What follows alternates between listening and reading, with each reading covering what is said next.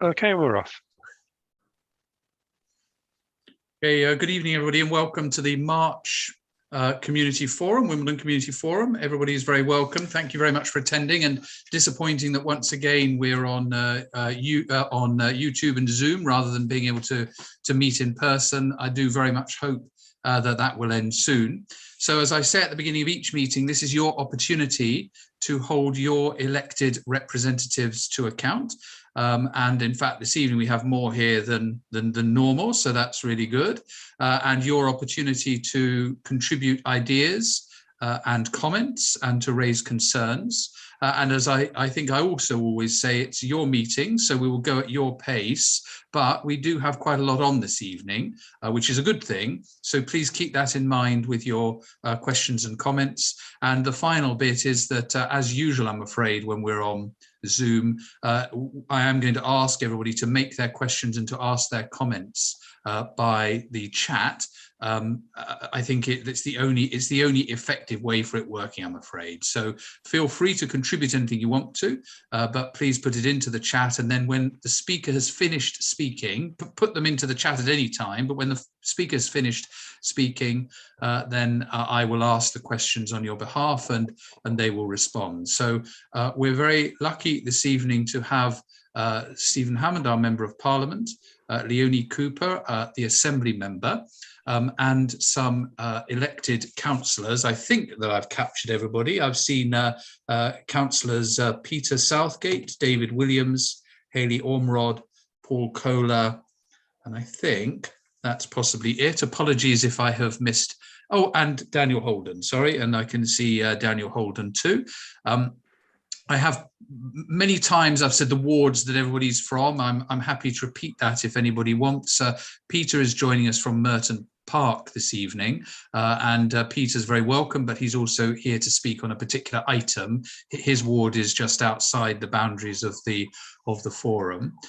So everybody is very welcome. Stephen, thank you so much for joining us, and we'll hand straight over to you. James, thank you, and it's a particular pleasure to be here this evening. Particularly as last night I was due to be speaking at the Rains Park version of the forum and found myself voting until about 8:30, and so didn't make the forum. And yet today, although the House of Commons was still sitting until about 7 o'clock, there weren't any votes today, so I was able to make sure I'm here this evening. So it's a particular pleasure to be here, and it's a little while, I think, since I've joined you on one of the forums. I really wanted to talk about four things very quickly.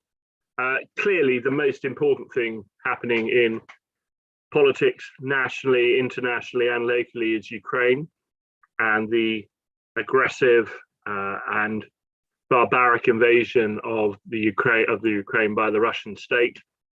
I think what is true to say is that the government's response to this internationally, along with international partners, has been relatively quick and relatively effective. Many of you will have noticed today that there is some concern that although the Ukrainians appear to be taking back some of the cities that they've lost, there is some concern about whether or not some of the aid promised by certain countries is actually reaching it fast enough to help them in terms of the military aid. I think the concern, clearly, there are a number of concerns, but given where we are at the moment, which is effectively 4 weeks into this invasion and the war, the concern, I think, is for a lot of it must be that we could be in for a prolonged period of attrition and siege for the Ukrainian people. And I think we have to think very carefully about how the international community is going to respond in terms of ensuring food lines, air bridges in, and other such things. And it's a very difficult situation. I think where it touches locally, it is fair to say, and it is my view, that although I think a number of the refugee schemes are now up and running, they took longer than they should have done to get up and running. And I was one of a group of my colleagues who wrote to the Prime Minister about this. I'm delighted that the Homes for Ukraine's scheme is open. I accept, and I spoke to the refugee minister about it yesterday, about making the forms that some people have to fill in easier than they have been. They are easier than they were last week, but they should be easier to fill in even more so. And I'm told that we're going to produce a simplified form which should be up and running. My colleague, my former colleague, but now colleague in the Lords, Richard Harrington, is the minister, and he has had particular experience because he helped to organise the UK refugee response, coordinating various departments on Syria, and he's doing the same now. Locally, I have started a list of a number of people who've written to me wanting to volunteer, and I know the local council is doing the same. And I would urge people who feel that they can sponsor a Ukrainian to offer that. The good news is that when it says sponsor, you don't actually have to know them personally, because we are following the well-trodden Canadian path, which is generally believed to be the world leader in this, and actually working with a number of the major NGOs, connecting people with people who can offer accommodation to the people who need it. So I think, James, it would be wrong not to start with that, and there may be some questions on that at the end. I wanted to really then just talk about three more local things. One is two very big local planning applications that have attracted a huge amount of concern. One right in the centre of Wimbledon, the St George's East building, where a number of people are very concerned that the planning committee passed that application. It is considerably larger in terms of height than was expected, and would not have, had we got the local plan in place, would not have passed. And one is bound to say that if you look at the design of that building, it really represents nothing more than a very sort of standard glass fronted building application.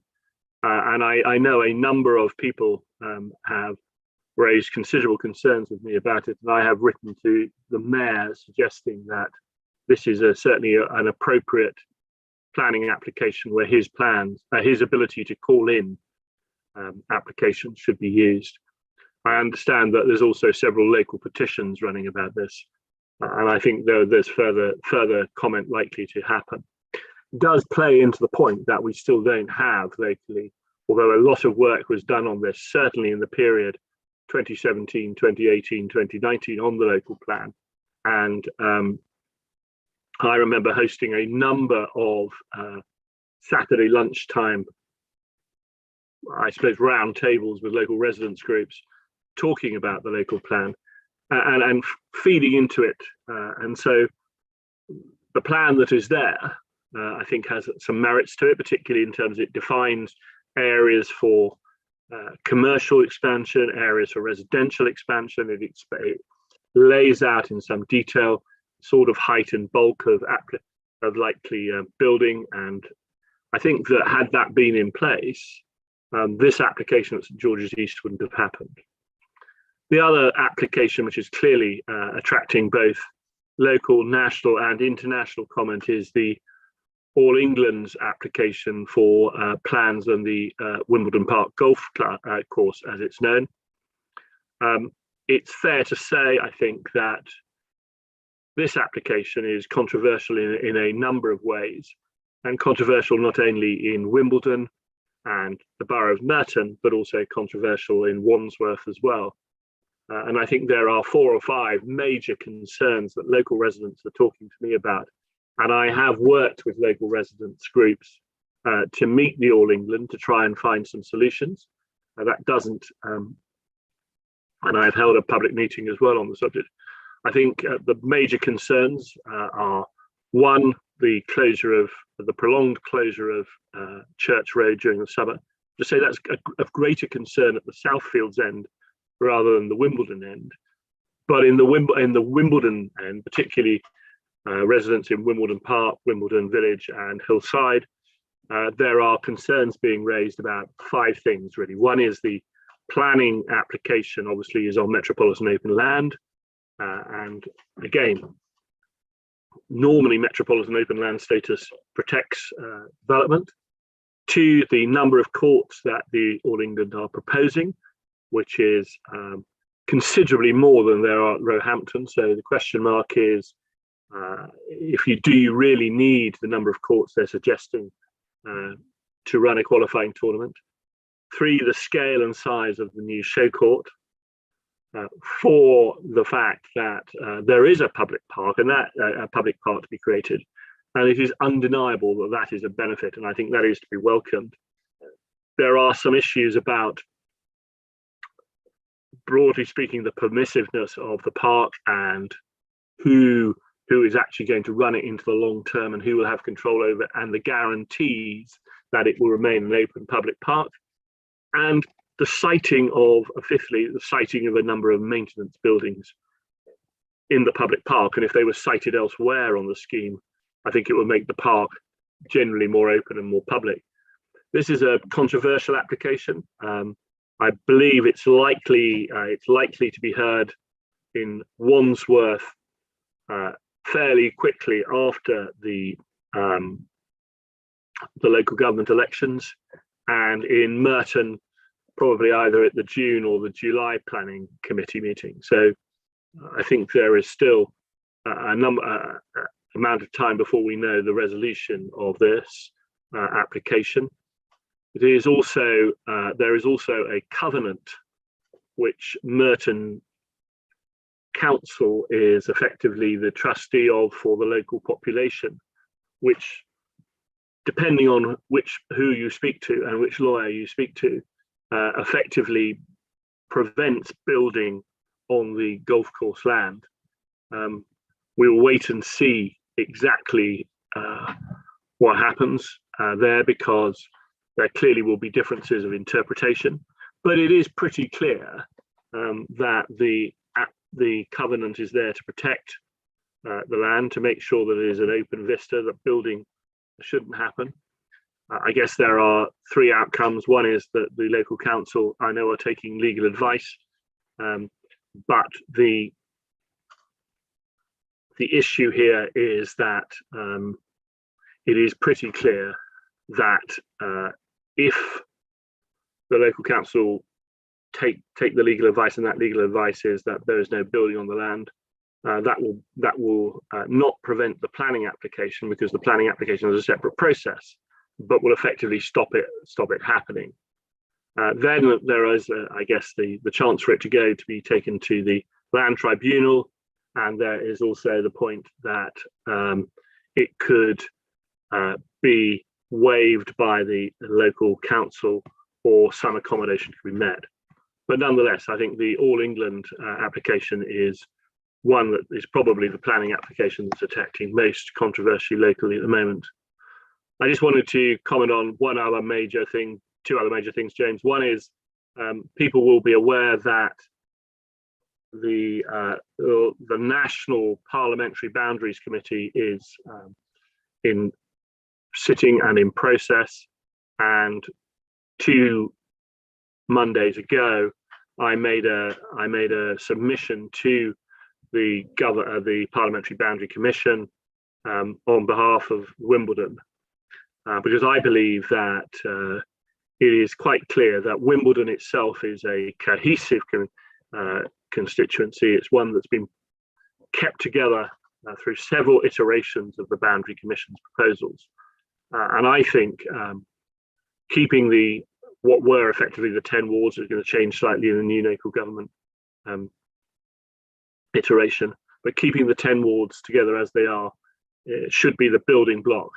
And the proposal to take a couple of the wards out and put a couple and then add extra in, I don't think makes a great deal of sense. And I made that point at the boundaries review, but people will want to look at that. The next process of that is that we will see the Assistant Commissioner's recommendations later this year, and it will be finalised by the middle of next year.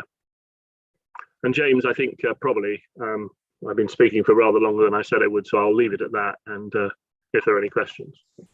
Stephen, thank you very much for that. So, so can I have? I've had councillor comments, but I'm going to pause and just allow resident comments. Since Stephen started speaking, we've been joined by 2 more councillors, Simon McGrath and Nigel Benbow are here too.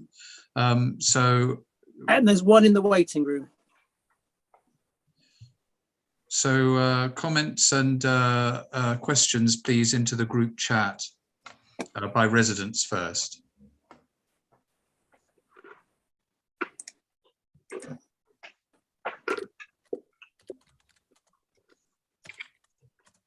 Okay. So 2 comments so far by councillors, Stephen. The first, I mean, I do say this most meetings. It's unfortunate I keep having to say it. It is a meeting for residents, not a meeting for politicians.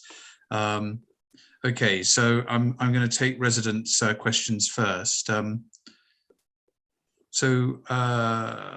I assume call it in. Has Stephen asked the mayor to count it in, perhaps call it in, or the Secretary of State for Housing? And this is the application in the town centre, Stephen.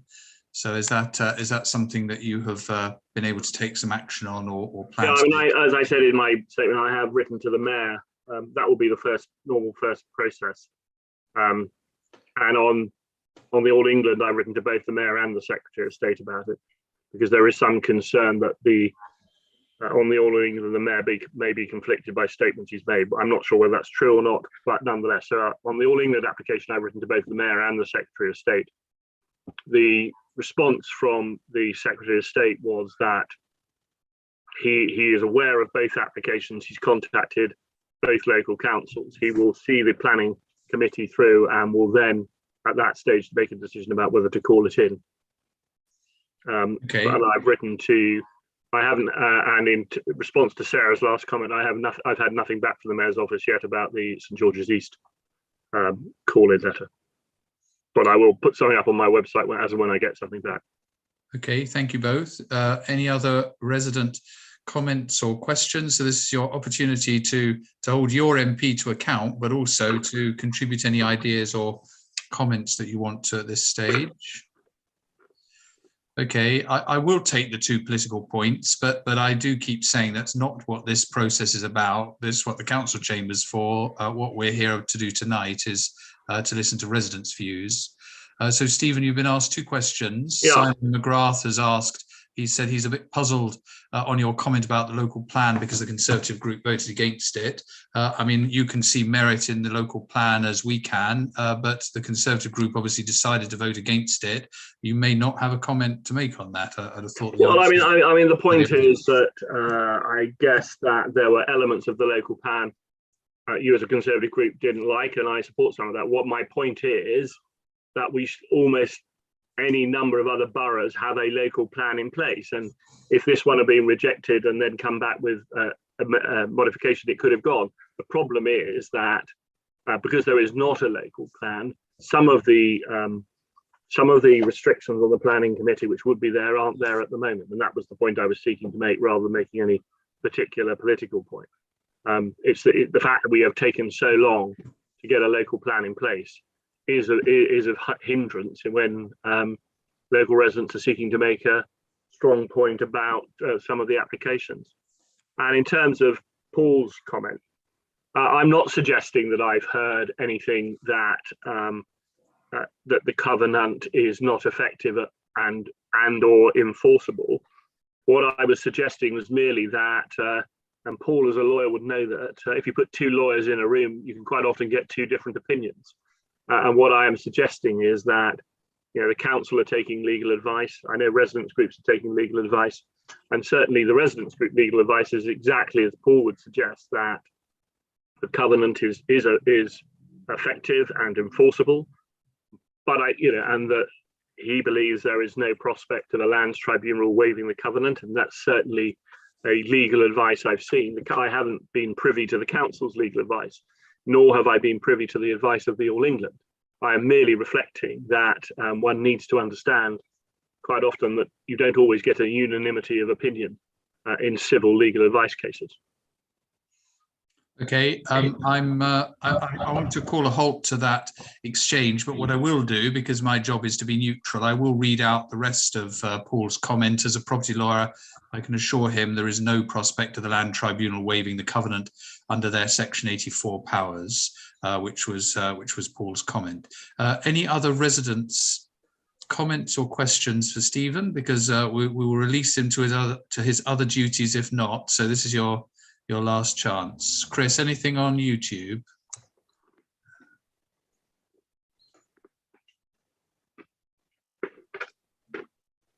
No, James, not at the moment. Okay.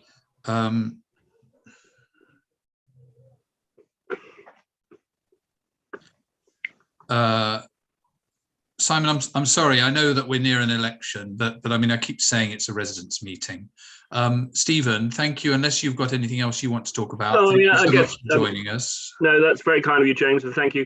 I make the usual thing that I say, that I am contactable through my email, hammonds@parliament.uk, and people should feel free to use that to raise issues or comments with me. Stephen, thank you. Of course, you're welcome to stay, but appreciate you're very busy. Thank you very much for joining us this evening. James, thank you, and thank you to everybody. Leonie Cooper now joins us, the Assembly member for Wandsworth and for Merton. Leonie, thank you very much for coming to see us. You're very welcome, and over to you. Thanks very much, James. And in fact, it's Merton and Wandsworth.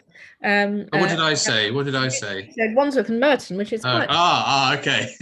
And I'm quite shocked because I find myself here in Merton, and you're trying to put Wandsworth in front. It's normally people in Wandsworth who try that, but it is actually Merton and Wandsworth. So I'm going to sort of touch on some of the same things that Stephen has touched on, but probably from a slightly different perspective, because obviously there is a bit of crossover around some of the planning issues, for example, because as has already been mentioned, it is something that will come to City Hall. But obviously, firstly, there is a London-wide perspective both on the pandemic.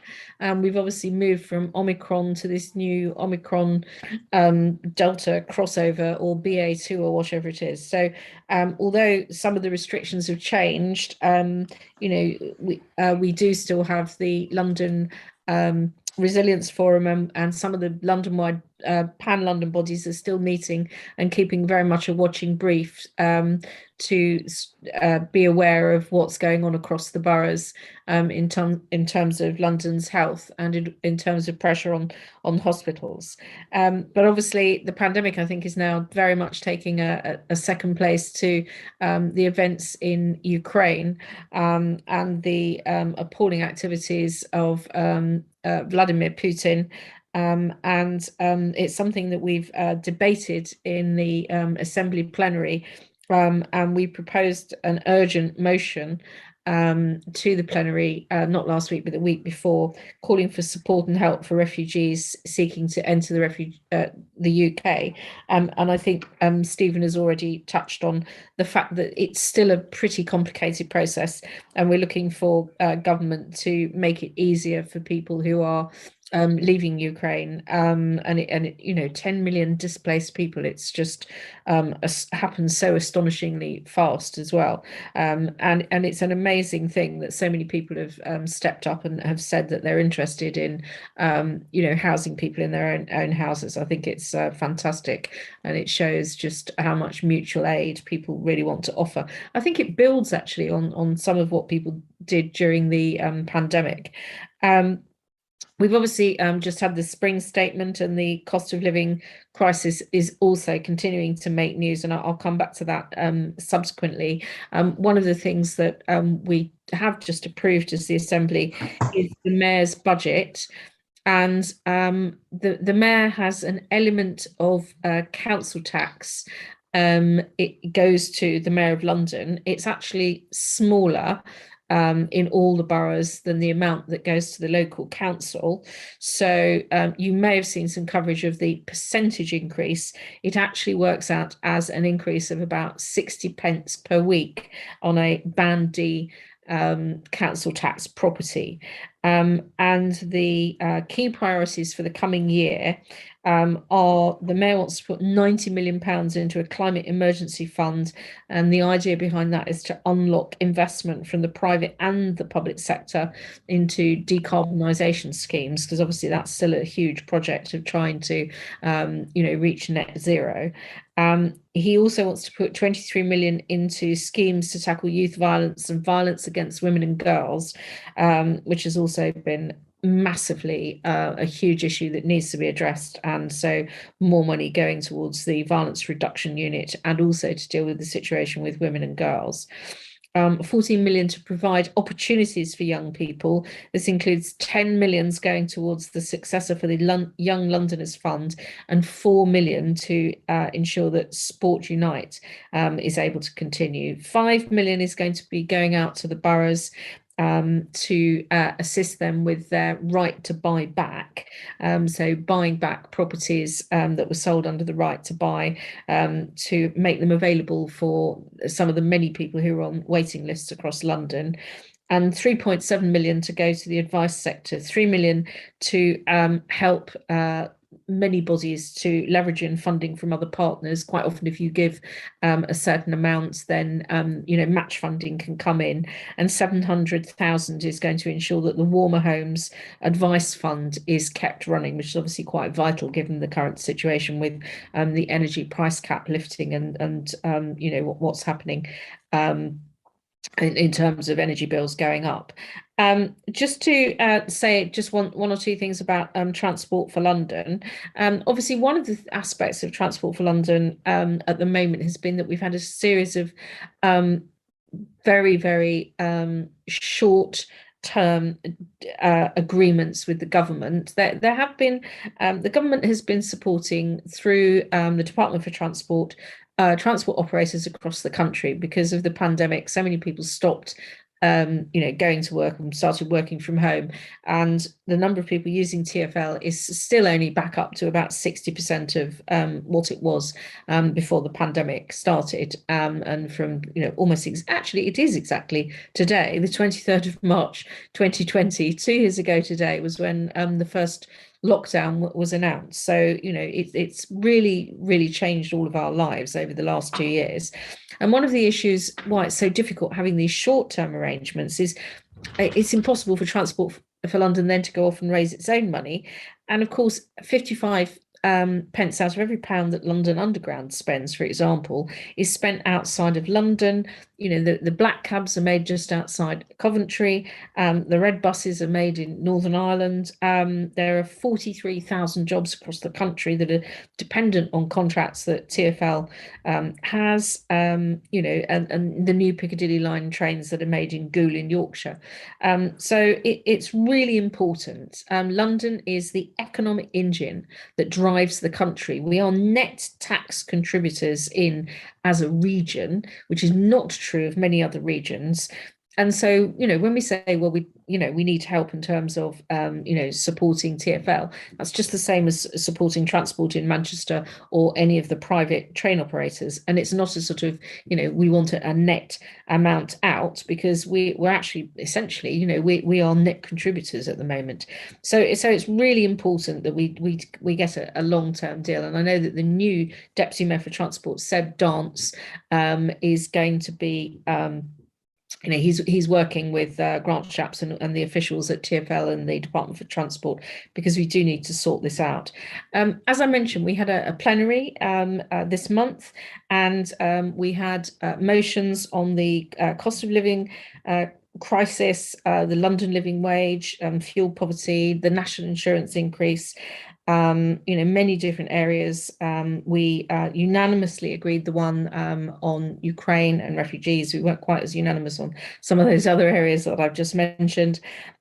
We also had a plenary session where we just focused on London's economic recovery, and we had the Deputy Mayor for Business there and cross-questioned him, and the Night Tsar, Amy LeMay. Obviously creative, cultural and hospitality has all been hit quite hard, and actually central London has been hit worse and is recovering more slowly almost than anywhere else in the country. So that has been quite a concern. So we've really been focusing on that. And finally, talking as sort of London-wide, I do need to say something about the situation that's happened with the Metropolitan Police Service and the Commissioner leaving.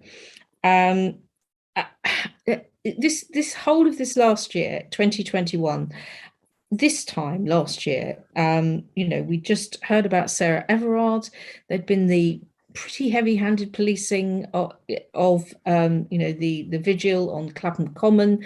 Sarah Everard left a house in Wandsworth to walk back to where her house was in Lambeth. So, lots and lots and lots of constituents who went to that vigil. Clapham Common is right next to Wandsworth.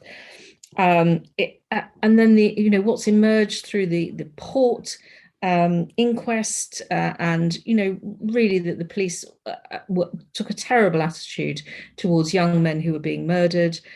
WhatsApp groups where horrible language has been used. It's almost unbelievable to think that the police have been so. There have been many accusations of them also being very heavy-handed towards Black people, appalling treatment of women. And now also, nothing less, it was homophobic.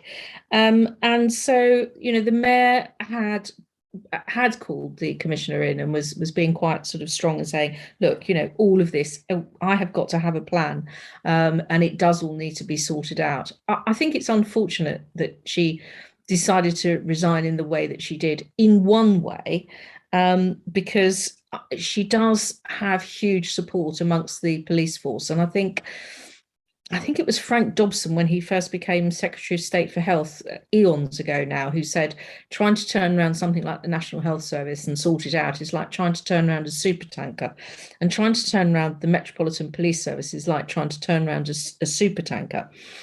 But, progress has obviously been slow. I don't think we're quite where we used to be in the 1970s. But, again, this week, we've just, the stuff that's just come out about Daniel Morgan.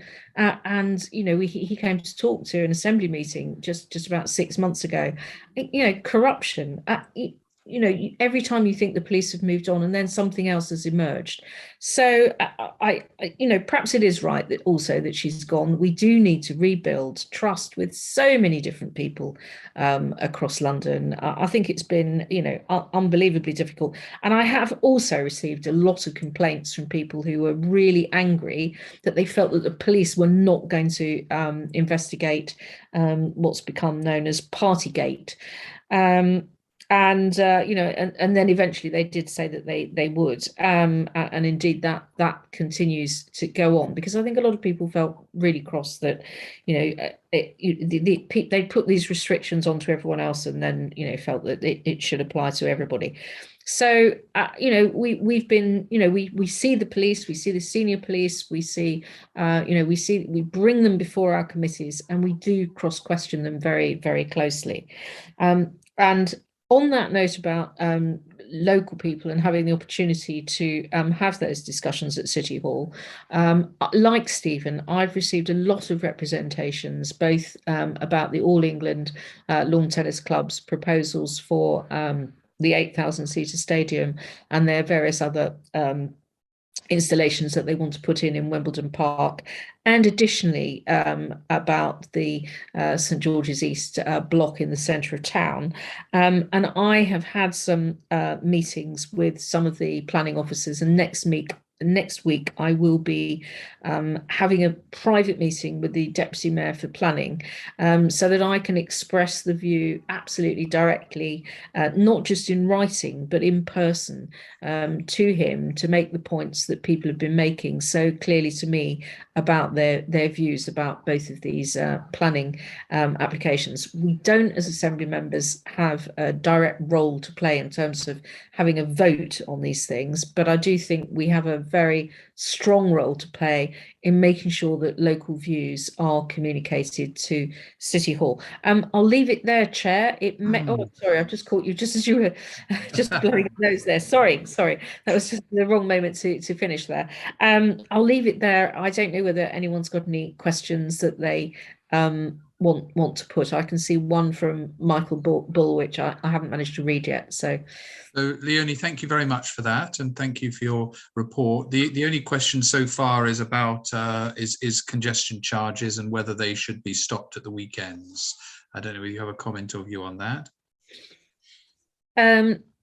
So the okay, so there's three different points in there. So the bottom one, the 8.8% rise in the mayor's share of the mayor's precept, as I said, it works out as, because it's a much smaller precept in the first place, it works out as being about 60 pence a week.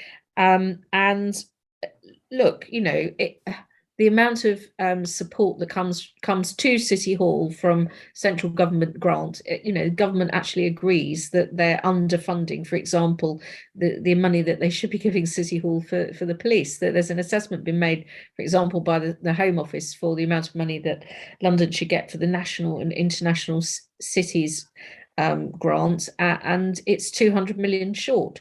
So, short of saying, well, you're not giving us the extra that we should be getting because we've got some, key terrorist targets, for example, Parliament. We've just had the anniversary of, the 2017 attack on Parliament. So, we have to pay for that protection out of the Metropolitan Police, Buckingham Palace. We can't not provide protection, but we are not, we're not, we're not, we're not given the extra money. So the mayor has had to raise the precept.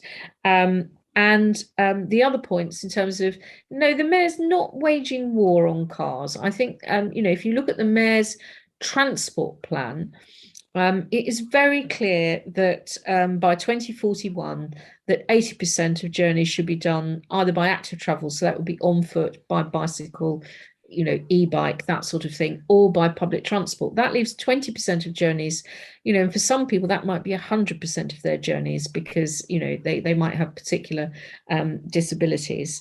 But we do also need, we would not allow water to be drunk by Londoners if it was poisoning us. And the problem is, because we can't see the particles because they're so small in the air, and we can't see the gases because they're invisible, air in London does need to be cleaned up. So the idea that we can do that is something that Sadiq, the consultation will start over the expansion of the ULEZ.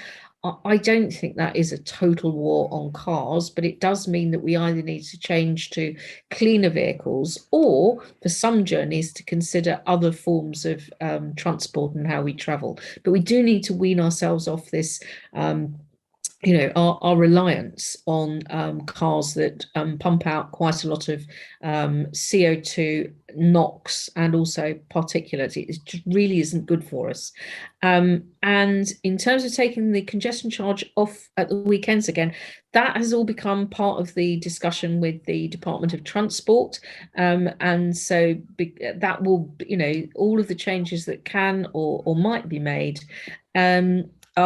will be something that has to be agreed with the Department for Transport, just as enlarging the ultra low emission zone is also something that ultimately does also need central government sign off as well. Okay, Leonie, thank you very much for that. I can see that there have been some comments from a couple of former members of the council, which I will come to, but taking residents' comments first. Leonie, good question. Holding our elected representatives to account. You on this one, I'm afraid. So Sarah has asked the question, where she is saying that she welcomes the investment by the mayor into a climate emergency fund. But what are your views on the fact that the £2 billion, Sarah says, is earmarked for the Silvertown, intended for the Silvertown tunnel? Her point is that could go a very long way to tackling poor air quality in the capital, and makes the point that 4 councils, Greenwich being the latest, have rejected those plans. Could you maybe give us a little bit of comment and your views on that thought? Sure. Well, there won't be £2 billion invested by the mayor into the Silvertown tunnel. It's an arrangement with a company that is going to be digging the tunnel, and they will raise the money, and they will then get their money back through the tolls.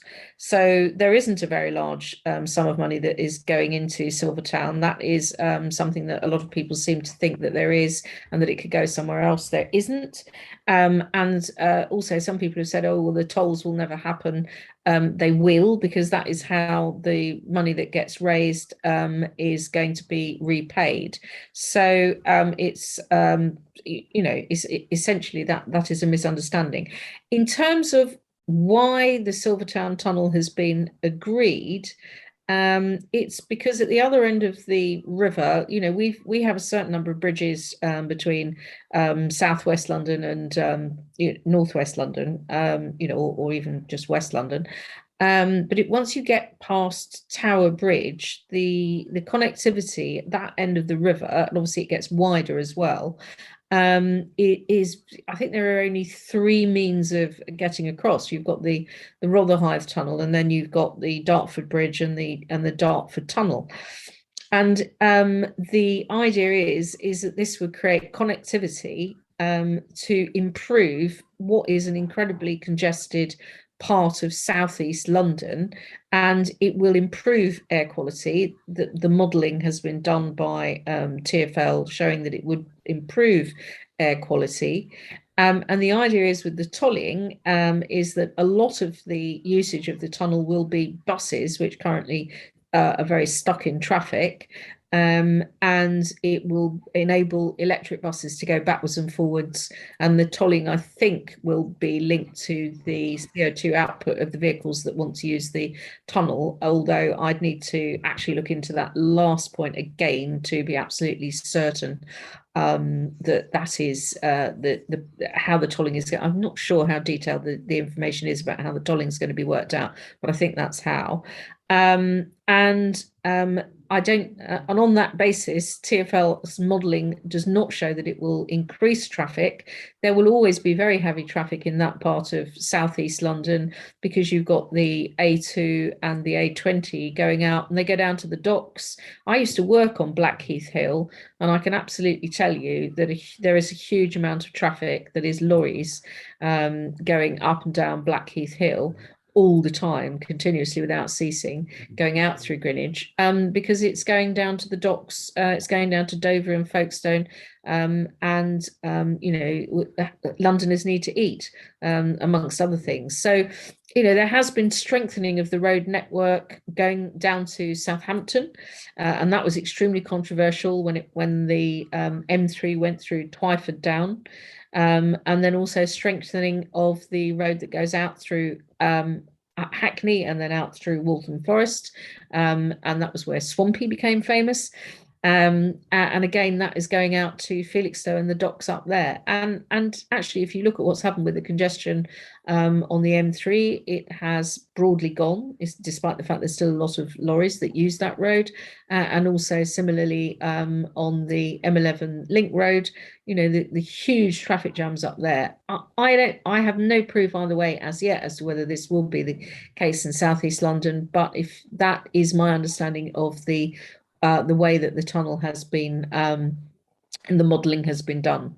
So Leonie, thank you. You may have answered Sarah's follow-up because you have talked about other examples where you're saying the work has been successful. But Sarah further asked if four councils are disagreeing with the mayor on increased traffic, HGVs and air pollution. What steps is the mayor taking to address those concerns or show that he's listening to those councils? I believe he has gone through the figures several times with all of those councils, but there has been a strong push from a number of campaign groups against it. And in the end of it, the mayor is not just looking at what's right for one local council or even two or even three or even four. He's the mayor of the whole of London, so he has to look at it on a London-wide basis. And I think this is a very difficult decision, but it's one that he made not long after I was first elected in 2016. So we're quite a long way down the route now of this going ahead. And I think councils to not agree with it now. I think they should have been making those points quite a lot further back in the process. Where we've just been talking about the All England Club and St George's East, that we're absolutely on the money. We're discussing something that is a live application. But this is actually something that was decided, almost 6 years ago now. So I don't think he's not listening to those councils, but I think they are a bit late to be making objections at this point. Okay, thank you. And then there are two more to get to. There may be others, but two more that I can see at the moment. Daniel Holden has asked the question about your meeting with the deputy mayor, which I think you said you are having as opposed to have had. Is that right? I am. Right. So the question is, do you know when the deputy mayor might make a decision following your upcoming meeting? Not yet, but once I've had my update meeting, if I find something out, I'll drop Daniel a line. daniel.holden@merton.gov.uk. Yeah. Thank you. Okay. And then a detailed question from Peter Walker, Leone. Peter has pointed out that a pollution alert has been announced today by the mayor. He further points out that in 2018, in April 2021, a coroner called for the change in the law after he judged that air pollution led to the death of a 9-year-old. Peter then goes on to remind you that he wrote to you in 2018 about the Harris School in South Wimbledon, and at the time he pointed out to you the pollution, what he believes to be the pollution dangers there, and he has reminded you that that the area is one of the 50 most polluted sites in London, was what a report had said. He goes on to talk about Merton Council's view that air pollution is amongst the highest in the borough. I'm just for the benefit of residents, I'm sure Peter's comments are accurate, but I'm reporting what he has written rather than knowing what other people may have written. And so, Leone, Peter then goes on to ask whether you wish that at the time you had supported those who are objecting to the school being based where it is. So I think in brief, no, I do not regret it. My role as the London Assembly member is to hold the mayor to account and to raise issues, be the voice particularly for people from Merton and Wandsworth in City Hall. And one of the really important things that I've been doing, which I think it was Michael Bull who posted, so he might strongly object to what I'm about to say, but I have pushed the mayor quite hard over issues relating to air quality. In fact, before either of us arrived at City Hall, and he included some pledges in his manifesto for 2016 and his manifesto for 2021. Which have seen a gradual approach, which I have to say I also think is really sensible. If you go from 0 to 100 in terms of, you've got no measures to help people move and change their lives and, stop being reliant on fossil fuel burning vehicles. And if you asked everyone overnight to suddenly, I think it was Michael who said a war on cars, I don't think that works.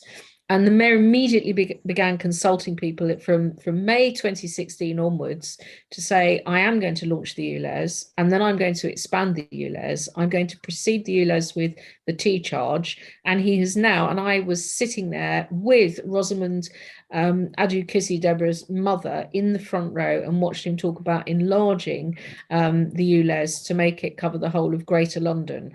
And I think that has been the right approach. It particularly if you look at when the first Central London ULEZ scheme was launched, compliance was only at 37% in the first couple of months.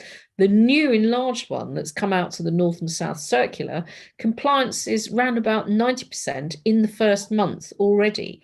Now, people don't drive dirty cars along Merrington Way and then change their car when they get to the North and South Circular. But of course, it's now really important that having established that level of compliance out to the North and South Circular, which probably means that people are beginning to change their cars and the pollution is dropping everywhere, but actually to now really start to bring that all the way out and to encompass Merrington Way and the whole of Merton, indeed the whole of London, enlarging the ULEZ scheme to being the Greater London ULEZ is absolutely the right thing to do.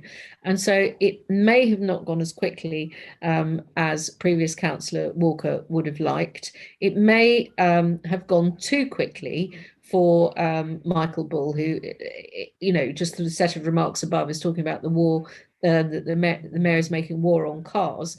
And that's the issue, isn't it? You know, we're asking people to change, but at the same time, other people are saying you're not going fast enough. And, you know, these are difficult decisions, I think. But I do think on this particular occasion, the mayor has done the right thing. He has moved ahead. He has implemented, and I should say he implemented the ULEZ, which was originally announced by the previous mayor, who I think we all know has now got another job doing something else. So, you know, I think there has been some unity around this.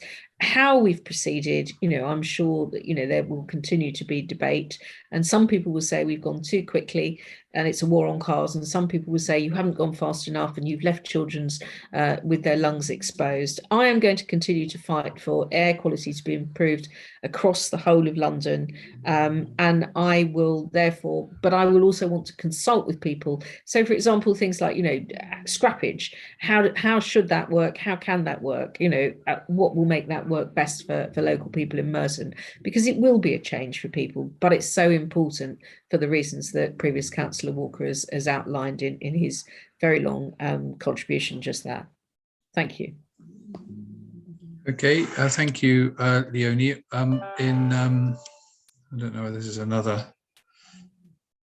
I'm feeling this might be Peter again, but I can't even move my cursor up, I'm afraid, Peter, if it is you. Oh, no, it's not. I apologise, Peter, I apologise. Just before we move on, I will say, Leonie, as you know, that Peter's been very passionate about this issue for a number of years. And I personally shared and share his view that that school is not in an ideal location. So the reason I was happy to pass on his comments in such detail is obviously he's left the council a number of years ago now, but he has felt very passionately about this particular subject for some time. Sarah is carrying on the same issue. Leonie, can I just invite you to read that yourself as it's just popped up? Traffic around the Harris School. Sure, I can see Peter's remark about, you know, actually the bottom line is for all of us, it's not just about individual locations. The World Health Organization, the WHO, has just changed its guidance and advice on what constitutes a safe level of pollution.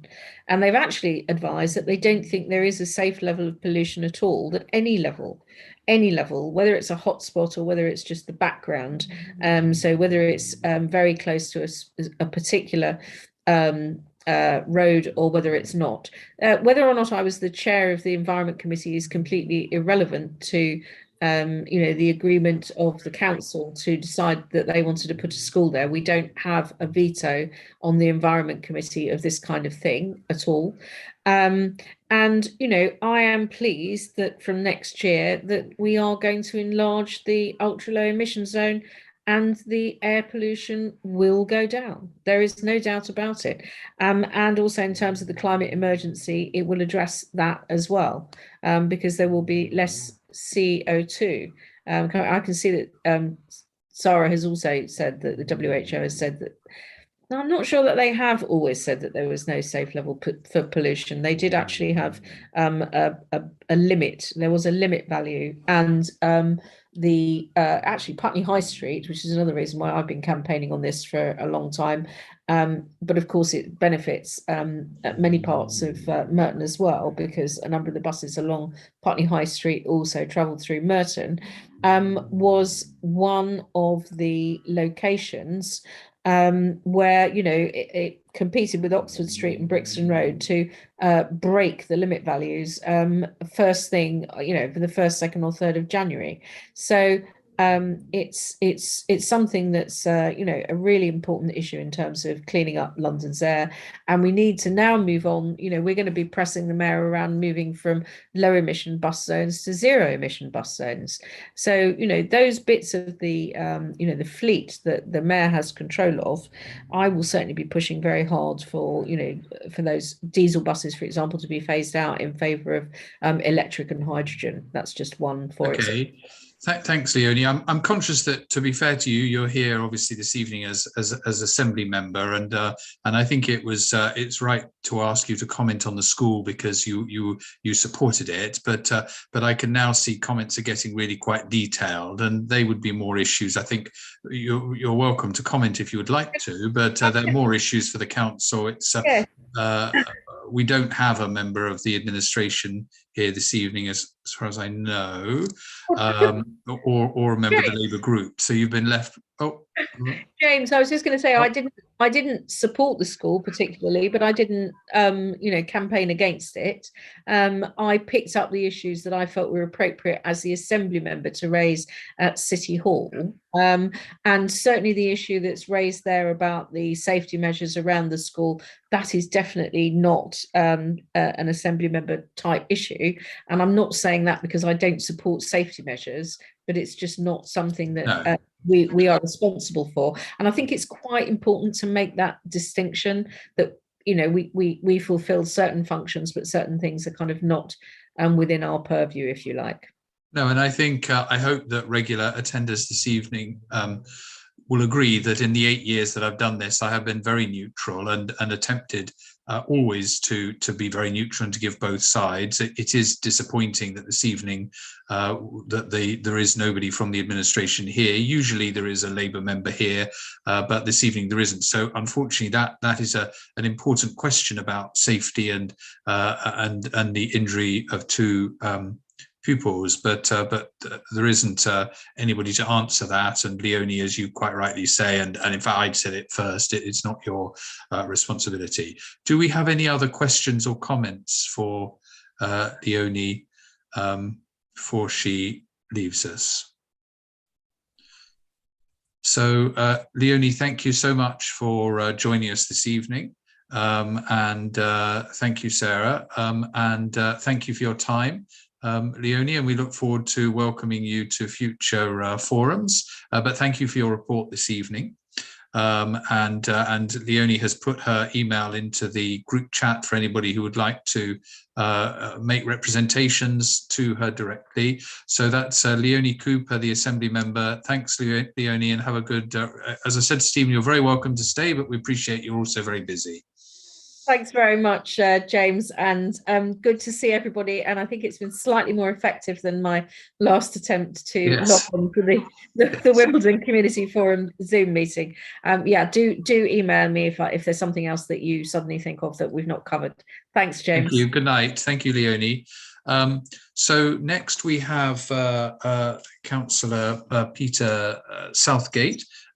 Peter is I don't think a regular attender at this forum because, as I said at the beginning, his ward is outside the area of this forum. Peter is the leader of the on the council of the Independent Residents Group, and he's a councillor for Merton Park, as I've said already. And I'm assuming, Peter, you have chaired the High Streets task group. So, Peter, you're very welcome. Thank you for joining us, and over to you. Yes, well, thank you, Chair. Indeed, you are right. I don't often attend this particular forum, but I'm very pleased to have been invited to do so, to talk about our recently concluded study on the High Street. Just a little caveat, if I may. This went to Cabinet just on Monday. And whilst the Cabinet member, Councillor Pritchard, was quite gushing, no, not gushing, but receptive in his comments, Cabinet are not bound to accept our recommendations. And what in fact will happen, what they've agreed to do, is to set up an officer working party to work out how to implement the findings and take them forward. So in fact, that's quite reassuring, because both Councillor Pritchard and I are not standing for re-election. So it's good to know that there is a mechanism in place to take this forward. And in fact, it's got off the ground quite a long time ago, in June 2020. And since then, other things have come along. We've had the Your Merton consultation, now developed into the Merton Vision through to 2030. We've had various initiatives from Future Merton in improving shopping parades in different parts of the borough. But they're all, in a way, going in the same direction. They are about the way in which we have rediscovered the importance of our high streets. And they were suffering even before the pandemic came along. But I think the pandemic, with the growth in online shopping, I think the pandemic has, maybe it's kept us at home a bit more, walk about and appreciate our high streets a little more, realise they are important, realise too what's lacking, and that's really set off a train of thought about how do we want them to look as they come back. There does seem to be a consensus that we want them to serve different functions, less about retailing, less, I think in a way we can be grateful we're not a Croydon or a Kingston and dependent on massive shopping centres, because the future is going to be less retailing, more socialising. I think we would like to develop the role of our high streets as community hubs. And as I say, the task group focused on this. Councillor Kohler was one of the more energetic members of our small task group, and I'd like to thank him for his input to our final recommendations. So the findings generally that would apply across all of the 5 high streets we looked at, we are concerned, or we realise that the green agenda matters more to us, and we spent some time working out how we could move from the high street to the countryside and how near was it, trying to work out where the green links were, even if it's down to little bits of greenery like parklets and planting around road junctions. We acknowledged and indeed recognised the importance of arts and culture events, and that's particularly true of Wimbledon, in just bringing people together and making them feel better about their high street and where they live. We certainly feel there is a role for town centre managers. We've had them in the past, and we feel we need them again to link the council up with the independent businesses in their high street and to support them. It's not just about telling them off for sticking an A board out. We'd like to involve them in collective events that will draw people to the high street and make them want to stay there. There is a role too for a digital offer, a platform, if you like, or an online presence that independent businesses can latch into, that can be used both to publish their activities and also to promote events that are going to take place in the high street. And I'm pleased that Future Merton are already working on that. The other point is that we don't know yet how everything will come back from the pandemic, but one thing we feel is that people will be less anxious to go back to that 5-day-a-week grind of commuting. Many people some will see the great retirement, won't we? Some will decide not to go back at all, but others may well look to build up businesses more locally. We do see a space there, then, literally a space for workplaces that could be provided locally on a short-term and fairly informal basis. Finally, sorry, excuse me a moment. All of this might sound like the sort of recommendations you could make for any high street, but every single one of them has a history, and it is in that, I think, that the USP lies. The things that people value about their high streets are the old buildings, are the tradition, are the history, and we see scope there to weave that history into a town trail that can take people from one historic landmark to another, take them on hopefully to a walk into the nearest park or open space. And in that way, it's that sense of place, of belonging through time, I think, that is what people value and what leads them to want to cherish their high street. So that's important. If I'd look specifically at Wimbledon, which is it's our only major town centre, isn't it? Probably the most successful. It is a brand in its own right. And of course, it has, to an extent, the apparatus of a successful town centre. It has a BID, a business improvement district, which can operate some of the things that we perhaps would look for town centre managers to pull together in our smaller high streets, such as the markets on the piazza and seasonal events. I think the other interesting aspects for Wimbledon are the loss of Debenhams from Centre Court. Call it loss, call it opportunity. We are very encouraged by what we've seen thus far of the plans of Romulus, the new owners, to open Centre Court out onto the Queen's Road frontage in particular, and also to provide small informal workspaces, community spaces, not to look for a replacement anchor tenant. So that's very much the way that we see the high street changing, and they seem to be in sympathy with that.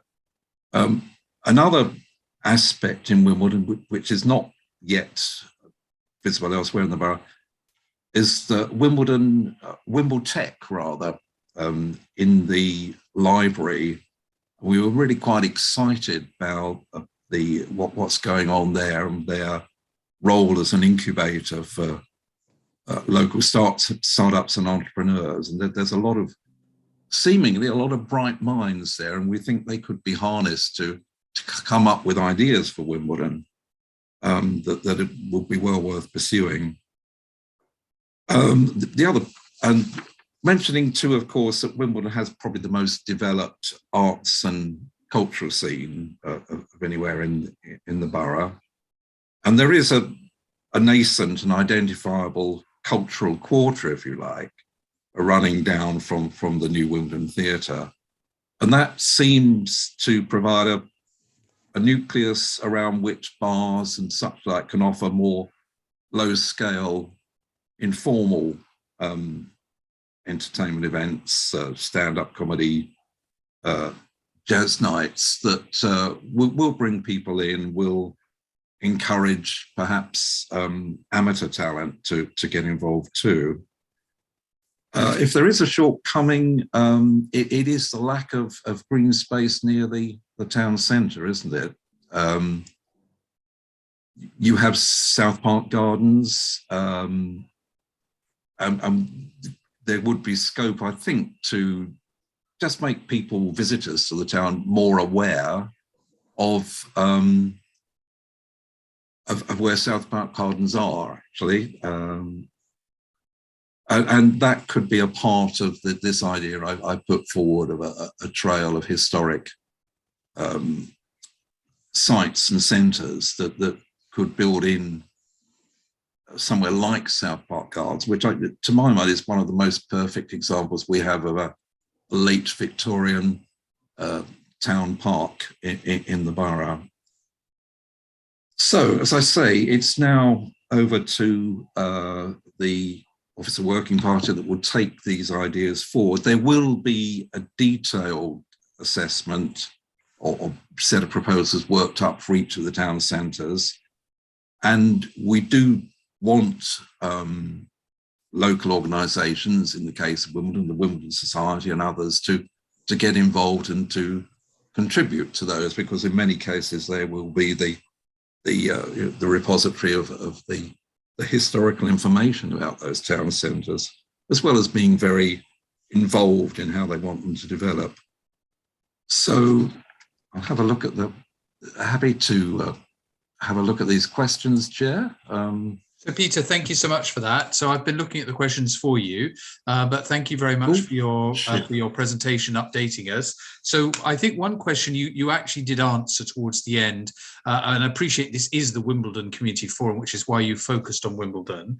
But the question was, does your plan include other high streets and town centres, and in particular Merton High Street and Colliers Wood High Street were highlighted? But you did say towards the end of your presentation that yes, indeed it did include other town centres as well.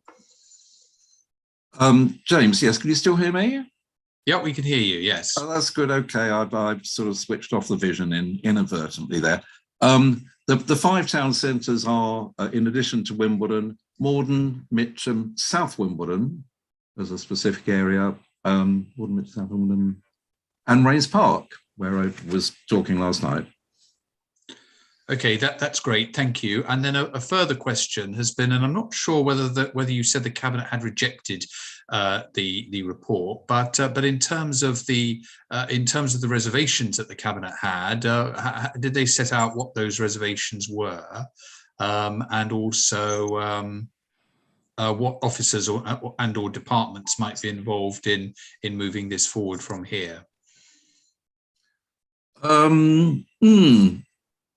I hope I didn't say that. I just said I didn't know. I don't think you said it had been rejected. I did. You did give the impression there had been maybe some reservations.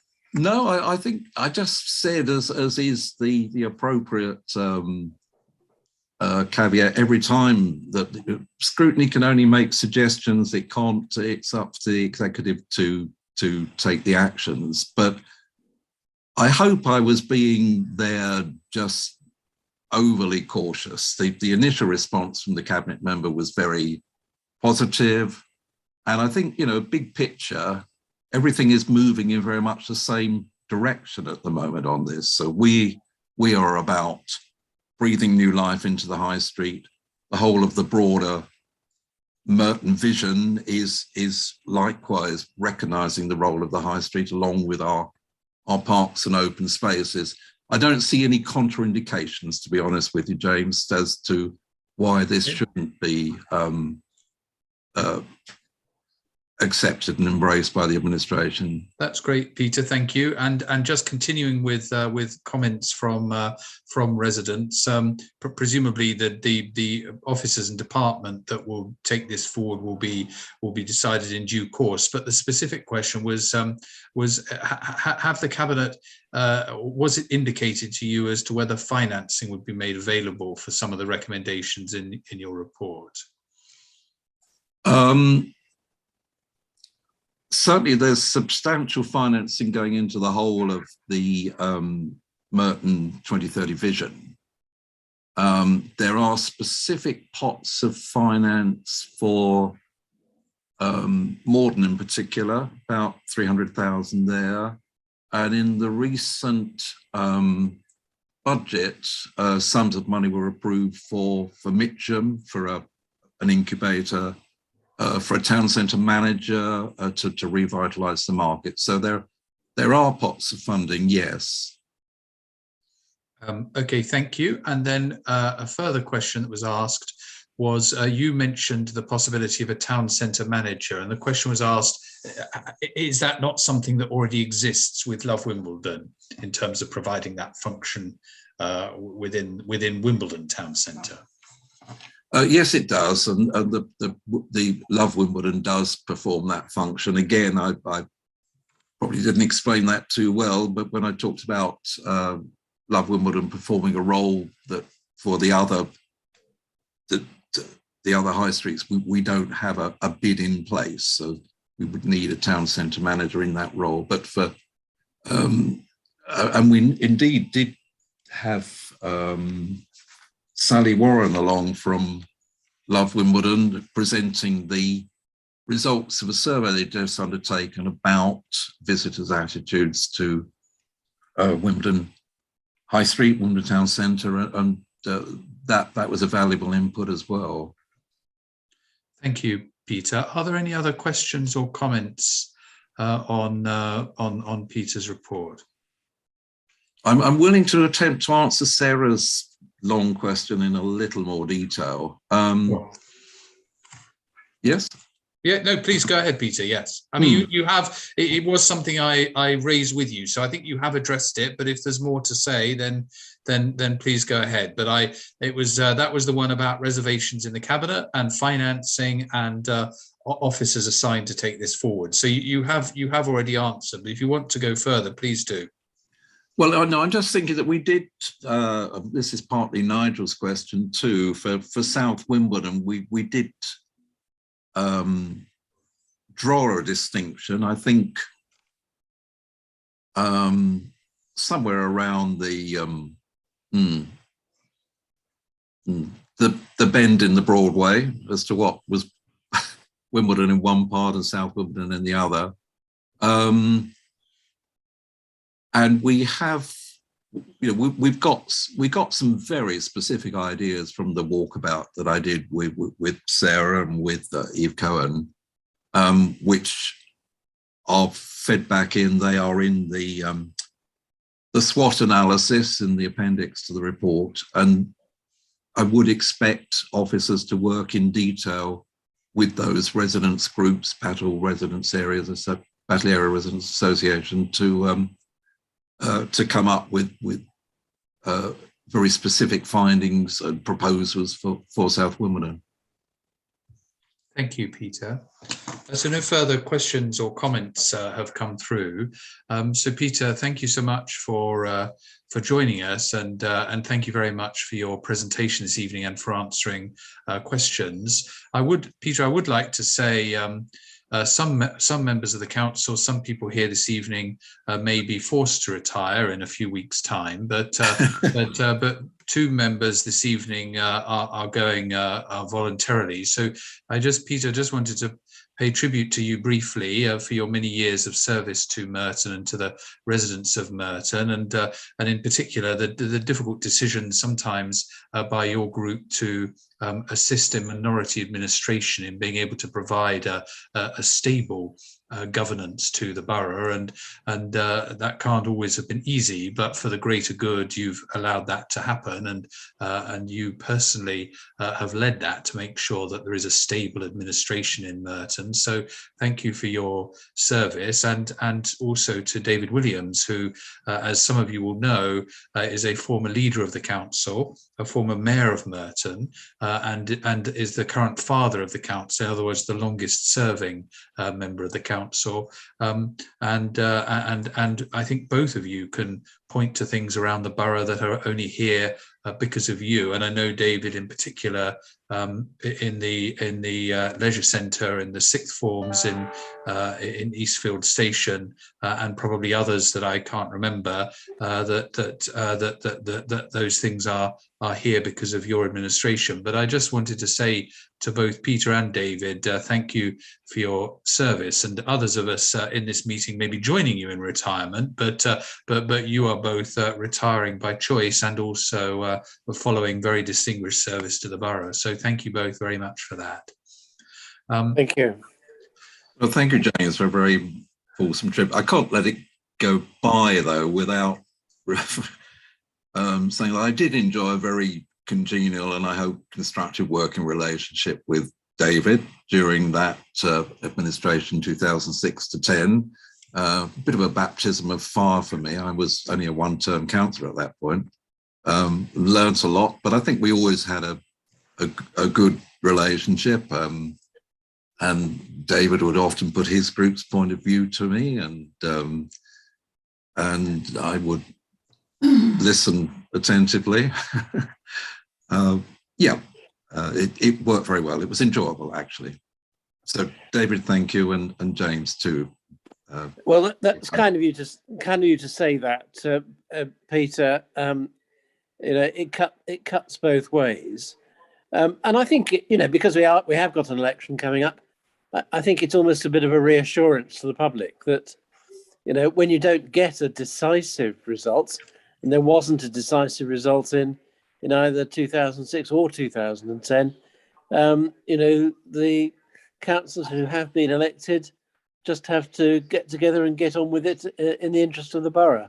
And no doubt that's what would happen again. Well, thank you both, and thank you for your comments.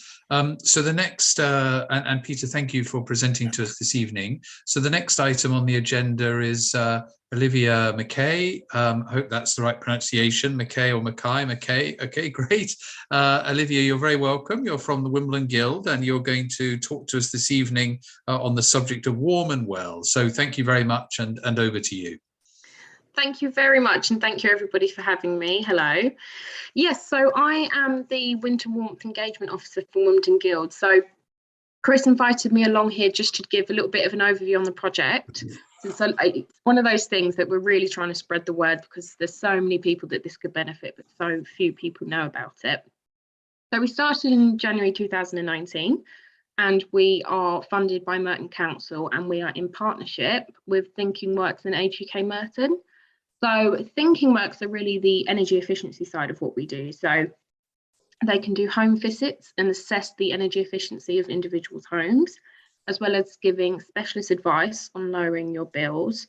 And then they will also do an assessment of the individual's personal circumstances, financial circumstances, to see what discounts you're eligible for that you are not accessing. So that could be the warm home discount, the water help discount, which, for example, in London boroughs, you have to be earning £20,111 or less, and outside of London boroughs, £16,480. So either of those, depending on where you live, you would be eligible.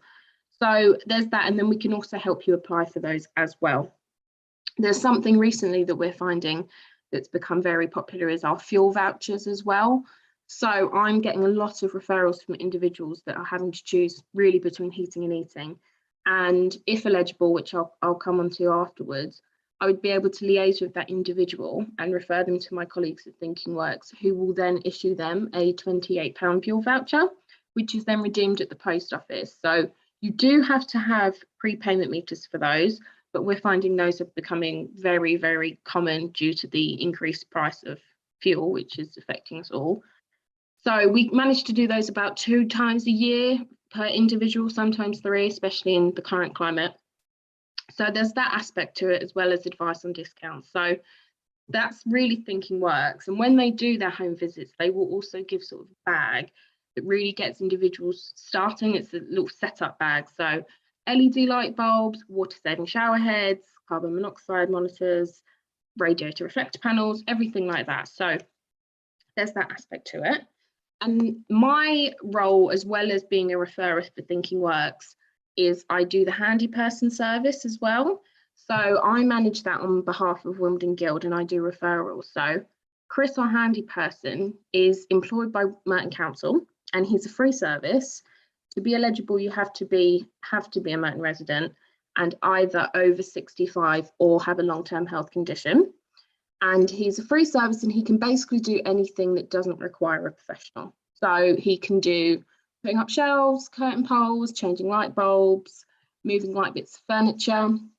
And he can also do some 2-person jobs as well, because there is a partner in the Reable meeting that he works with. So referrals for those go straight through to me, and I will pop my email in the chat as well. and I will also email anybody information that requires it.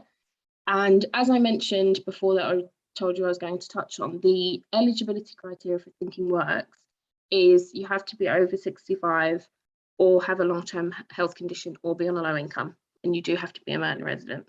So that's really the Warm and Well programme in a whole. And then my other aspect of my job is going out, doing a lot of outreach, community groups, CLCH, NHS, anything like that. So I'm really just trying to get the word out, and Chris has very kindly given me the platform tonight. Olivia, thank you very much for that, and thank you for all you do for the people you support. Has anybody got any questions or comments for Olivia? Well, Olivia, I think you've covered everything, but thank you so much for giving us your briefing, and thank you again for all the work that you do, and for all the people that you help in the borough. So thank you so much. Thank you very much. Thank you. So next on our agenda, we have I've caught myself out by coming off my agenda. We have a Love Wimbledon update with Craig Herring, but Craig unfortunately is unable to attend. So Chris is going to, I think, read out a statement. Chris, is that right? That's right, James. Yes, it's in the first person, so it will sound a little weird coming from me. I don't know what Craig sounds like, so I can't even do an impression. So I will do my best with what I've got. So apologies, I cannot be with you this evening. I would love to meet more of the local community tonight, but regrettably, I have an unavoidable childcare clash. I will do my utmost to attend the next meeting in June. I've been in post as the new Love Wimbledon Chief Executive for just over 2 months now, following Helen Clark-Bell's decision to step down after 10 years in the role. The bid begins its third term on the 1st of April 2022, and much of my immediate work has been focused on renewing our vendor and supplier contracts for the new 5-year bid term and setting budgets for our immediate work in 22-23. We're also experiencing some personnel changes, with 2 retirements this year following in the wake of Helen's departure, meaning that the team will look different by the time we are back to full strength and I am more fully established in my role. I've been keen to meet as many stakeholders as possible since being in post, and have been introduced to a number of Love Wimbledon's important levy payers, key suppliers, councillors, Merton Council representatives, Stephen Hammond MP, and other bodies operating within the wider Wimbledon area. They have provided a warm welcome and together helped me to build a good understanding of the impact of COVID on Wimbledon Town Centre and where there are opportunities for us all as we plan for the recovery. This will be a major focus of the bid's work over the coming months as we consider how to take our pandemic learnings into building a vision for what Wimbledon Town Centre offers residents, domestic visitors, international tourists, current businesses, and future business, both in terms of our high street offering and evolving workplaces. We've also been busy bringing activations back into the town centre to coincide with the growth in footfall since restrictions were eased in early 2022. For Valentine's Day, we installed a hard installation at the piazza, which had a real impact and was extremely well received, with partners, families, and pet owners sharing their love on our wooden heart. We also relaunched our monthly market programme at the start of March, with Rock Choir kicking things off in style. We'll be running a range of different market events throughout the year, including ones focusing on sustainability and Friday markets for more of a mixed residential and business audience. It's been a busy time for Love Wimbledon too in terms of our work supporting keeping the town clean. COVID has had a real impact on waste collection in the early part of 2022, and we're working with Merton Council, Veolia, First Mile and other waste contractors currently to deliver over 200 additional outcomes a month in terms of removing fly tipping, fly posting and additional waste collection for our businesses. Our monthly community clean programs have resulted in 80 interventions already this year to remove a spate of graffiti tagging and provide additional jet washing to clean up some key areas.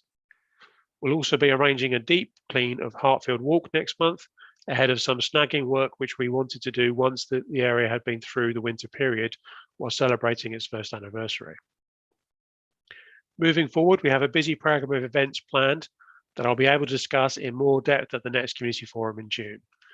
This includes a number of installations across the town centre to celebrate the Queen's Platinum Jubilee, including a design competition for local children and the return of some of Love Wimbledon's larger town centre activities, including big screen tennis for the Wimbledon fortnight.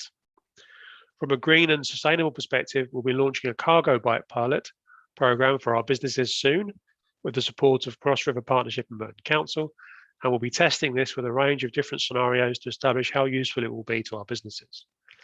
Once again, I'm sorry I couldn't join you tonight, but I'm looking forward to working with you over the coming months. Please do get in touch if you'd like to meet. I'm really keen to see as many people as possible over the coming months. Best wishes, Craig. So, Chris, thank you so much for that. So, two comments from me. The first is to highlight what Craig has said, that he's encouraging residents to get in touch with him. So please do so with your comments and your ideas, and obviously look forward to Craig attending this meeting in June, and hopefully then he'll be able to do the presentation he's been unable to do this evening. I'd also like to, on behalf of all of you. So that's a very good question. Chris, do we have an email address or contact details? We do. I'll put it in the chat. Yeah, that's great. Thank you. And I would also just like to pay tribute to Helen Clark-Bell, and hopefully on behalf of all of you, Helen has been a very regular attender at these meetings and is a massive champion for Wimbledon Town Centre. So perhaps we can just, Chris, put on record our thanks to her and for her service as well to the borough and to Wimbledon in particular. So the rest of that item will have to defer until the June meeting. So the next item is Chris, you're going to give us an update on the consultation or work being done on the future of the community forums, the community forum review. We have just remind everybody, we have had a discussion at a previous forum as to how disappointing it is that COVID has hit these forums so badly, and certainly the Wimbledon forum so badly, and we have seen numbers really decline very substantially. So Chris, that's the background that we've discussed at this forum before, and now over to you to talk about the review. Thanks, James. So it's been a decade since we last made any significant changes to the forum. We had a full-time officer who looked after the forums across the board, but that post was made redundant in 2011, I think. And clearly, the last couple of years, we've had a lot of changes with switching to remote meetings and learning to use the technology. And that was a very steep learning curve for all of us, particularly me trying to drive the desk from home. It's a very strange experience, but we've got that. Hopefully, I've got the hang of it now.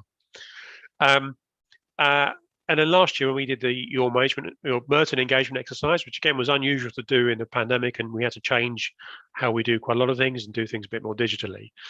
We did get a lot of feedback from residents about wanting to be more involved in some of those key decisions around town centres in particular, and green spaces, some of the issues that Peter was talking about in his presentation. So we need to make sure that we've got the mechanisms in place to facilitate that really, and support those who want to get involved and want to contribute. So in this part of the review, what we want to do is get some feedback, first of all, on what you think works currently, what works well, what doesn't work as well, what could be improved.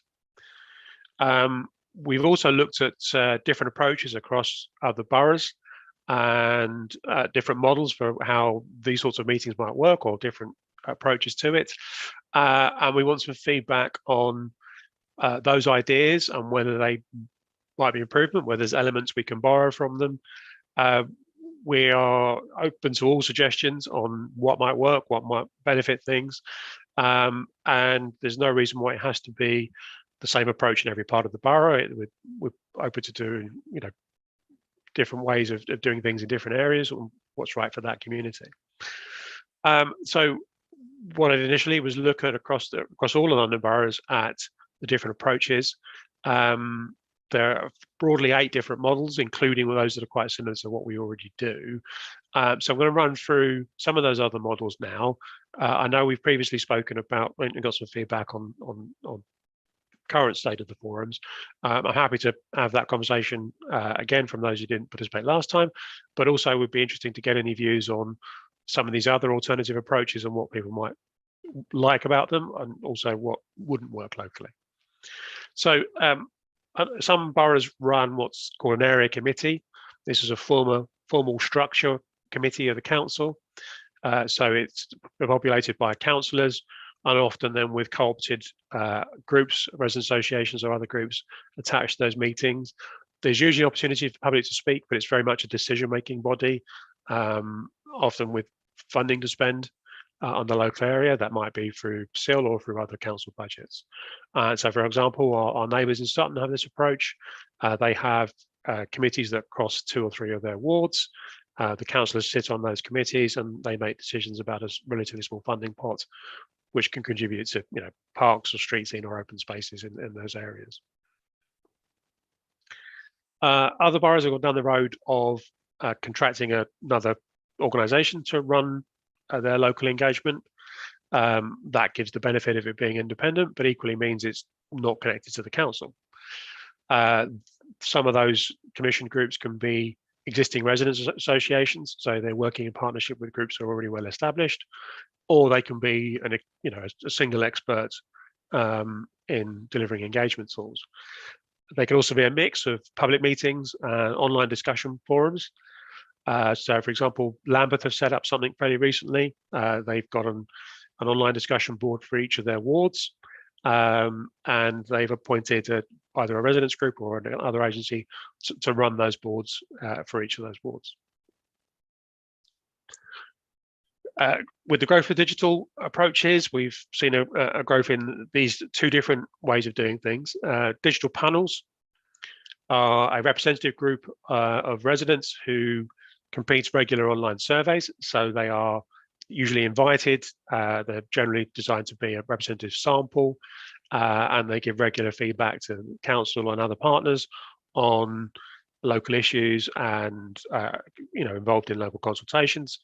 So the downside of that is that those aren't open to everybody. They'll be by invitation only, so it does exclude others who'd like to get involved.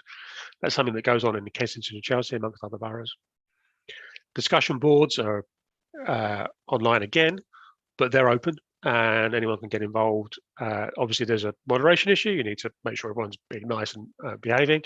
But it generates a depth of input from residents.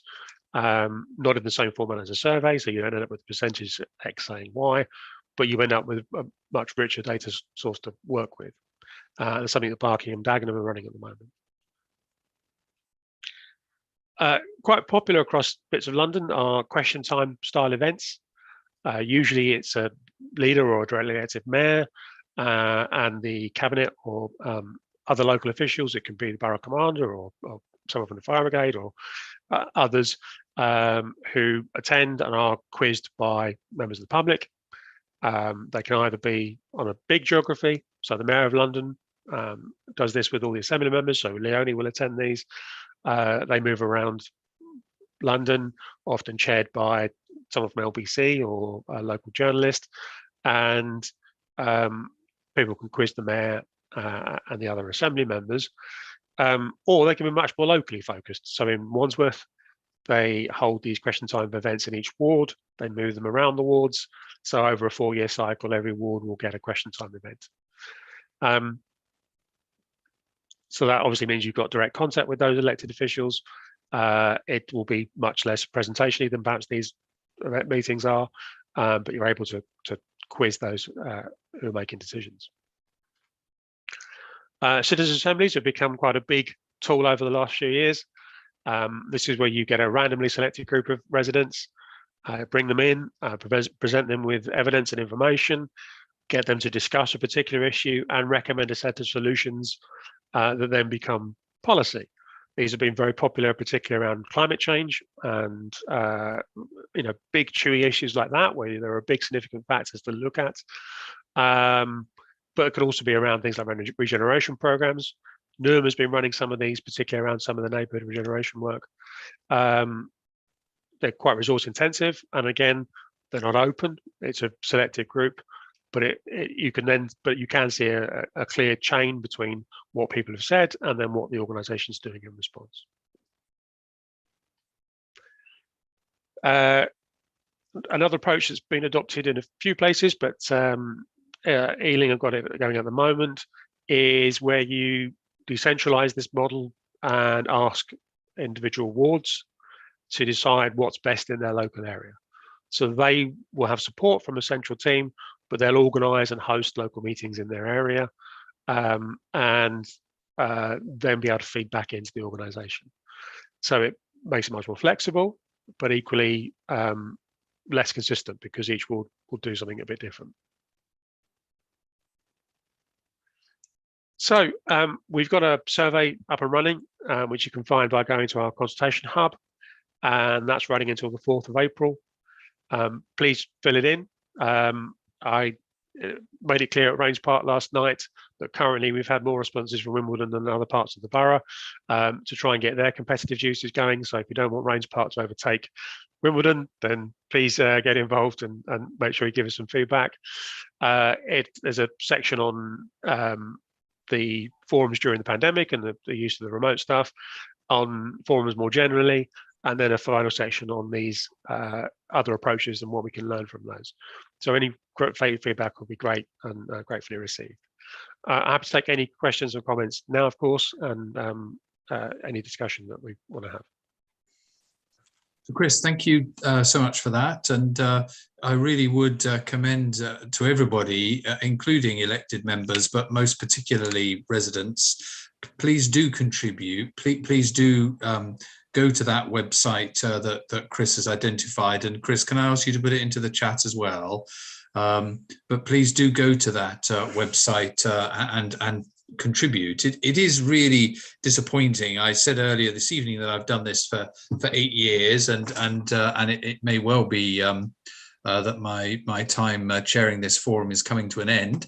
Time will tell, but it is a real shame to see numbers drop off so dramatically during the pandemic, and there is an opportunity to turn it around and to find ways of revitalizing this forum in a slightly different way. I thought some of those ideas from other boroughs were innovative and exciting, and so please do contribute, and please ask your neighbours and friends and family to contribute too, because at the end of the day, as I have said in the past, but perhaps I've said it less recently, what I love about the forum is it really is the opportunity for residents to participate in your own government, to contribute ideas and to contribute thoughts and policy ideas, to raise concerns and to hold elected representatives to account. And I think it is such a shame that numbers have gone down so far during the pandemic, and I really hope that this consultation is a way to allow people to re-engage and be part of their own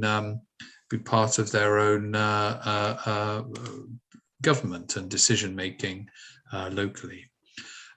So Chris, thanks so much for that. I think rather than, if it's okay with everybody, rather than have a debate on 8 different options, unless somebody has a burning desire to say something, I was going to suggest we move on to the final item, which is the soapbox item, where residents can raise any issue they want, and councillors are obviously here to listen and to respond. It may be that residents want to, as part of that, raise an issue on what Chris has just said, but whether it's on that or something else, can I ask if there are any comments or questions to put them in the chat? And this is the final item of this evening. We've had a packed meeting and a good meeting, but are there any questions or comments that residents want to make?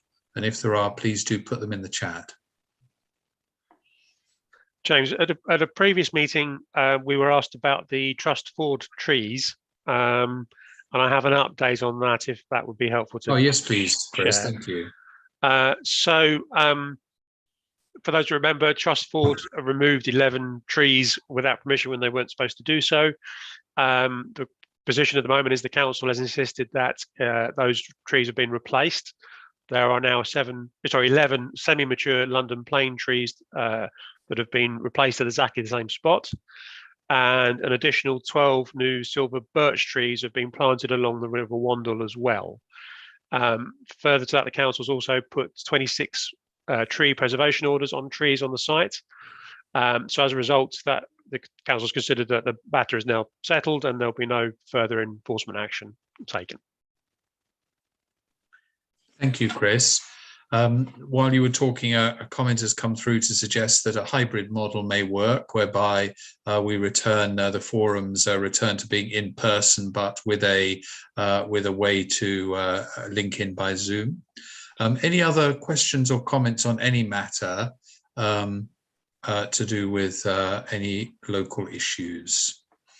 And certainly, sorry, just picking up on the comments as they come through, both from Michael.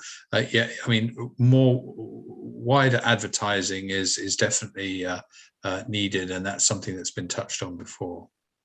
Okay, final call for any resident questions or comments. Okay, well, as residents will have seen this evening, those of you who are here and listening in. Well, that's a good question. I'm going to stop for Reg's question. And I don't know, I suspect still Wimbledon, and I don't know, Chris, whether you know, but those residents who are moving into the new Wandle ward, they will still be part of the Wimbledon Forum as it's currently constituted anyway. Is that right? When the forums moved to the town centre based approach in the distant past, Peter will remember this, the idea was to not specify which ward belonged to which, because a lot of wards are quite close to more than one town centre. So to some extent, you can vote with your feet. If you think Wimbledon is the more relevant town centre to you, your house won't have moved, even if your ward has changed slightly. So I would still continue to go to the one you were going to before. But there's been an issue in places like Dundonald for some years, because if you're at one end of Dundonald, you're 50 feet away from Wimbledon town centre. And if you're at the other end, you're only about 100 yards from Rains Park. So people in that ward will go to either both or either. So if your ward has changed from May, I would suggest, and unless you've moved house, you're still going to the same forum if that's the one that's most relevant to you. Okay, thanks, Chris. So Sarah's asked a question. I can see I've just totted it up. I think there are 7 councillors here, including Councillor Anthony Fairclough, who I haven't introduced yet, as he joined a little after I did the introductions. But Anthony, thank you for being here. So there are 7 councillors here, and here is a test for all of us. There's Sarah's question. Why are tree pits not tree pits anymore? And then there's a comment about Conway. Conway gets instructions with drawings on how to tarmac, and often around tree trunks or pits are shrunk. Who gives these instructions, and how can we stop this? So is there any councillor, or Peter? I thought you were putting up your hand. Then I thought you were going to jump in. Peter Walker, I thought was going to jump in and save us with a perfect answer, but sadly not. Are there any councillors who feel they're able to answer this question? Oh dear. I have a feeling, James, I've got an email somewhere where they explain. Go on then, you step forward, Anthony. Save us all. Go on. I was going to say, I don't have the email to hand, but I do think I have an email where the officer in question explains this, which I'm more than willing to dig out and forward to anybody who's interested. I'll put my email address in the chat, and then if anybody's interested, they can email me and I'll dig it out tomorrow and send it on to them. Thank you, Anthony. If you could also forward that to Chris, and then he can put the contents, perhaps not the whole email, but he can put the relevant points on the site as well. David, were you going to jump in? Is that why you've turned? No. Okay, Anthony, thank you for saving the rest of us with that answer. Any other final call for any other questions or comments from residents?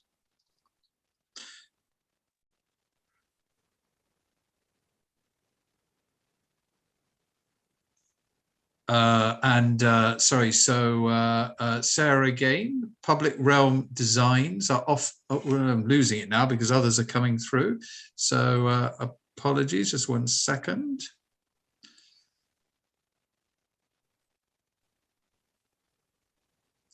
public realm designs are often not very functional outside the station. For example, how can community locals get involved in these decisions that affect us all? Well, one way is the revitalized community forum, and this is a really good place and good opportunity to raise these very points and to talk about what buildings look like, what you want buildings to look like, etc. And so I would urge all residents to use this forum as a way of doing that, lobbying your councillors, writing to your councillors. Under the Localism Act of just over 10 years ago, there are a number of different ways that residents can get involved in decisions that are made locally, including around planning, including around neighbourhood plans, which has been tried on more than one occasion in Merton. So there are lots of things, lots of ways that residents can get involved, and as I said, not least this forum. The station forecourt is owned by, unless somebody tells me I'm wrong, but I'm pretty sure I'm not. The station forecourt is actually owned by the rail company. So unfortunately their consultation may have been deficient. So Sarah, you're really keeping me on my toes right in the last few minutes of the meeting, but your points are well made, and hopefully I've outlined different ways in which residents can get involved in all these things, and they are important. And Sarah, I wish there'd been more of this in the last few years of the questions you've given throughout the evening to hold people to account. And so thank you very much. Thank you very much for your contribution, making up for being ill. Well, we're very happy that you're here with us this evening. And Anthony, please do share that email with Chris, and he can take the key points and relay them to everybody. So thank you all very much. We've had a very packed meeting this evening. It does have a slight end of term feel, so apologies for residents that for us as councillors it has a slight end of term feel. But I thank you all very much for coming, and I just want to finish by urging you again, please contribute to the please do contribute to the consultation that is ongoing. Please do continue to come to these meetings and getting involved. And as I've said already, I'm a real believer in all residents being involved in your local government. So please, those of you who are regulars, please keep coming. Those of you who are able to, please encourage others to come as well. I have two elections to get through before I'm back here, so I'm not going to predict whether I do or not. I have to be re-elected by residents and then by the council to this role. So I'm going to say to you all, it may be my last evening chairing after 8 years, maybe not. Time will tell. But thank you all for attending, councillors and residents. And I wish you all a good rest of your evening, and thank you very much, and thank you, Chris, as always, and good night, everybody.